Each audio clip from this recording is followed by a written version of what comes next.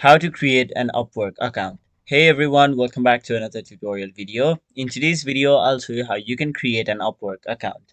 So to do that, first of all, you'll have to simply go to any web browser on either your mobile device or your desktop, and in the web address bar, type in upwork.com. After that, simply tap on the sign up option, which is in the top right corner of your screen.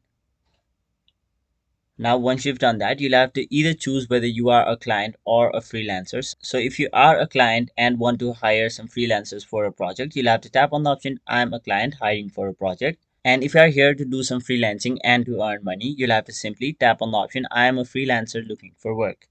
After that, you'll have to tap on the option apply as a freelancer. And then it'll basically provide you three different options on how you can create an Upwork account. So you can either continue with your Apple account, you can continue using your Google account, and finally, you can continue using your email address.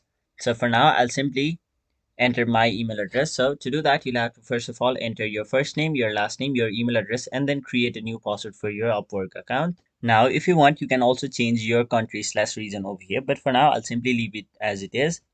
After that, tap on the option Yes, I understand and agree to the Upwork terms of service, including the user agreement and privacy policy. After that, tap on the option Create my account. And now it will say your account has been successfully created. So, first of all, you'll have to verify your email address over here. So, let me simply go to my mail service provider, which is Gmail in my case, and then I'll simply verify my email. Now, as you can see, it will simply say, Congratulations, your account is verified.